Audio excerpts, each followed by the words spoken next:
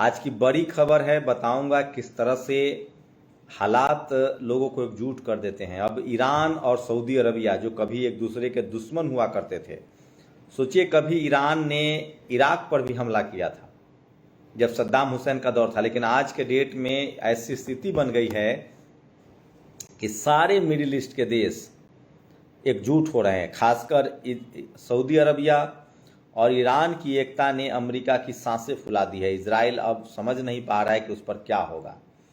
तो ये भी बताऊंगा कि किस तरह से इस्लामिक देश, मुस्लिम देश एकजुट हो रहे हैं इजराइल के खिलाफ, अमेरिका के खिलाफ। धीरे धीरे उनको लग रहा है कि गाहे बगाहे अमेरिका ने उनका बेजा इस्तेमाल किया है।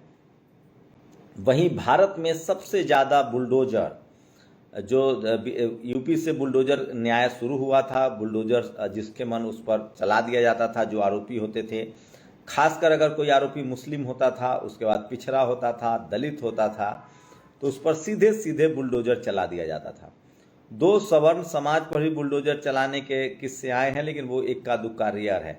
तो सबसे ज़्यादा बुलडोजर की चपेट में मुस्लिम समाज था, लेकिन आज एक दलित समाज से आने वाले सुप्रीम कोर्ट के जज गवाई ने इस फैसले को ही पलट दिया है और उन्होंने कुछ बड़ी बातें कही है, जिससे साफ है कि बुलडोजर पर अब ब्रेक लग गया है। तो ये खासकर अल्पसंख्यक समाज के लिए बड़ी खबर है जो मैं आपके साथ शेयर करने जा रहा हूँ। तो सबसे पहले बात करते हैं, दुनिया के सबसे भीषण युद्ध चल रहा है। किस तरह से इजराइल की बमबारी की वजह से लाखों लोग जो हैं वो विस्थापित हुए हैं। अब इसके खिलाफ आपको पता ही है, पहले से ही फिलिस्तीन के पक्ष में ईरान, लेबनान और सीरिया लड़ रहा था, यहाँ तक कि हुती लड़ रहा था, यमन के लड़ाके लड़ रहे थे। सोचिए, जिस इराक और ईरान के बीच बनती नहीं थी, अब इराकी रेसिस्टेंस जो है वो भी इस युद्ध में इजराइल के खिलाफ लड़ रहे हैं। लेकिन सबसे बड़ा अपडेट ये है कि सऊदी अरबिया ने अब ईरान के साथ काम करने का मन बना लिया है और सऊदी अरब के जो आर्मी है, जो सेना है, और ईरान की जो सेना है वो साथ में प्रैक्टिस करेगी। ये एक बड़ी खबर है। तो धीरे धीरे ही सही, तमाम सोशल मीडिया पर ये खबरें हैं। टीवी अखबार आपको नहीं दिखाएगा। भारत की जो जातिवादी मनुवादी मीडिया है वो आपको इजराइल की वीर गाथा तो सुना रही है।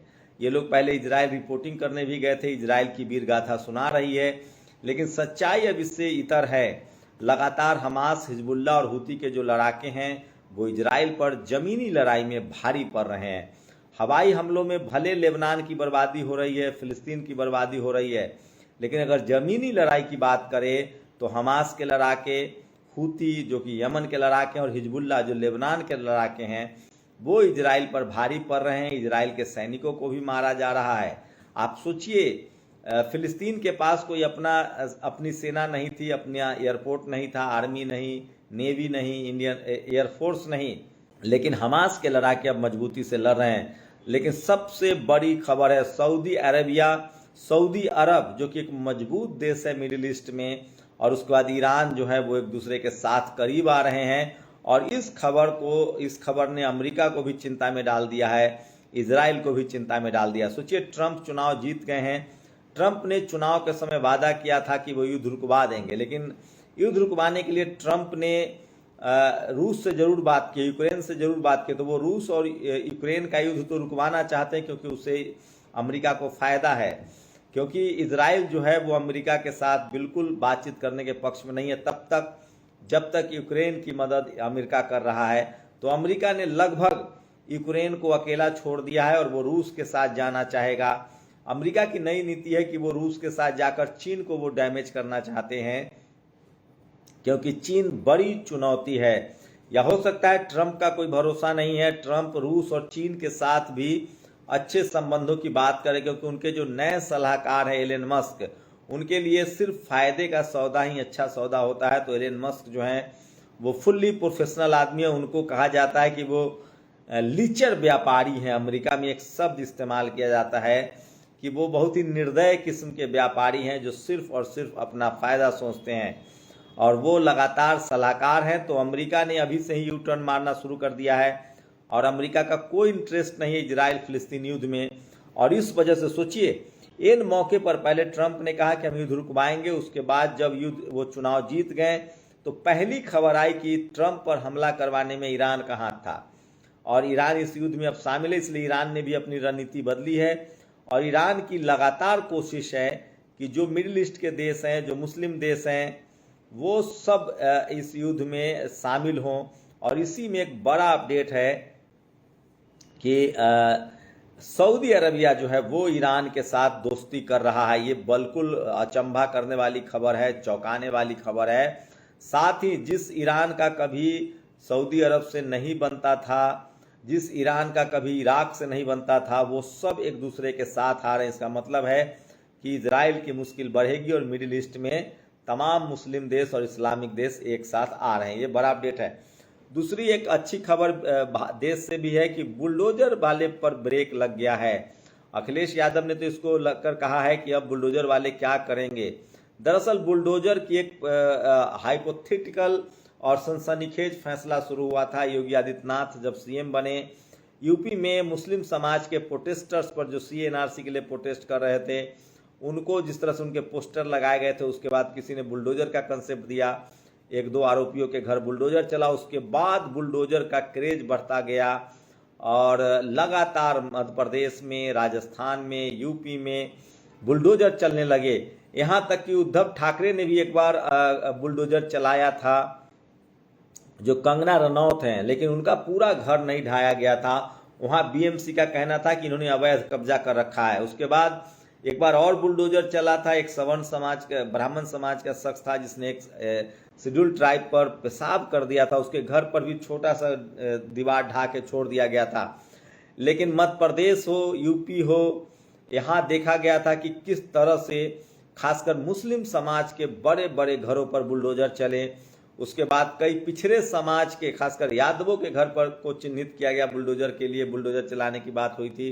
पिछड़े समाज पर भी बुलडोजर चला। उसके बाद दलित समाज के घर पर भी लगातार बुलडोजर चल रहा था। लेकिन ये मामला लगातार सुप्रीम कोर्ट में था और सुप्रीम कोर्ट ने अब कहा है कि आप किसी एक आरोपी का एक तो घर नहीं गिरा सकते हैं, और अगर कोई आरोपी दोषी भी साबित हो जाता है तो उसका घर नहीं गिरा सकते हैं जब तक कि वो अवैध घर ना हो, क्योंकि एक के दोषी होने से पूरा परिवार दोषी नहीं होता है। और मैं इसीलिए कह रहा हूं कि पॉलिटिकल डाइवर्सिटी के साथ साथ जब तक चपरासी से लेकर चीफ जस्टिस तक तमाम समाज के लोगों की भागीदारी नहीं होगी, इसलिए रिजर्वेशन जरूरी है, इसलिए जाति जनगणना जरूरी है। सोचिए, एससी समाज से आने वाले BR गवई साहब ने ये बड़ा फैसला दिया है और जब लोग नाउम्मीद हो चुके थे तो सुप्रीम कोर्ट से एक बड़ी उम्मीद जगी है। और मैं इसलिए कह रहा हूं कि इस देश में SC ST OBC किसान अल्पसंख्यकों की जब भागीदारी होगी, चपरासी से लेकर चीफ जस्टिस तक जब तक लोग एक ही तरह के लोग रहेंगे, ये जाति प्रधान देश है, यहाँ सब जाति के हिसाब से सोचते हैं। जब जाति के हिसाब से काम नहीं होता है तब धर्म के हिसाब से सोचते हैं। धर्म तो बहुत बात की चीज है। सोचिए, कर्ण का अपमान तो उसके धर्म वालों ने ही किया था, एकलव्य का अंगूठा भी उसके धर्म वालों ने ही काटा था। और तो सोचिए, इस तरह से तो मैं फिर कह रहा हूं, आज मैं इसलिए कह रहा हूं, आज अखिलेश यादव ने भी कहा कि पीडीए, पिछड़ी दलित अल्पसंख्यक पर कौन लोग अत्याचार कर रहे हैं। तो ये बहुत ज़रूरी है, डाइवर्सिटी बहुत ज़रूरी है। जब हर जाति, हर धर्म के लोग थाने में होंगे, हाई कोर्ट, सुप्रीम कोर्ट में होंगे, तो इस तरह के नेचुरल जो जस्टिस होगा वो होता हुआ दिख रहा है। जैसे देखिए, तमाम छात्रों का आरोप है कि जो उत्तर प्रदेश चयन आयोग है, वहाँ जो मुख्यमंत्री हैं उनके स्वजातीय जो हैं वो अध्यक्ष हैं, और वहाँ तो उनको डर है कि कहीं पैसे पर सारी भर्तियां ना हो। जब से संजय सिरनेत उनके अध्यक्ष बने हैं UPPSC के, एक बार तो जजों की भर्ती की परीक्षा में कॉपी बीच का चेंज कर दिया गया था। खुद हाई कोर्ट ने इस तरह के गड़बड़ी को पकड़ा था। तो जब एक ही तरह के लोग हो जाते हैं सिस्टम में तो प्रॉब्लम होती है। इसलिए डाइवर्सिटी बहुत जरूरी है। भारत विविधताओं का देश है, इसलिए हर तरह के लोग जब तक चपरासी से लेकर चीफ जस्टिस तक नहीं बनेंगे, और खासकर मीडिया में जब तक डाइवर्सिटी नहीं आएगी तब तक इस तरह की चीजें होती रहेंगी। तो मैं इसलिए कह रहा हूं कि जाति जनगणना, रिजर्वेशन, ये भारत को मजबूत बनाने का हथियार है, भारत को और लोकतांत्रिक बनाने का हथियार है, भारत को और डेमोक्रेटाइज बनाने का हथियार है। उससे जनता को ही ज्यादा फायदा होगा।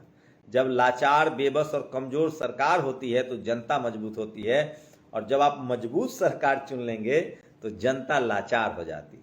शुक्रिया। नेशनल दस्तक की आपसे गुजारिश है कि अगर इसको बचाना चाहते हैं तो नेशनल दस्तक को सब्सक्राइब करने के लिए रेड कलर के सब्सक्राइब बटन को दबाएं, फिर बेल आइकन की घंटी दबाएं। नेशनल दस्तक को बचाने के लिए बहुत जरूरी है कि हर खबर को शेयर करें, लाइक करें, कमेंट जरूर करें।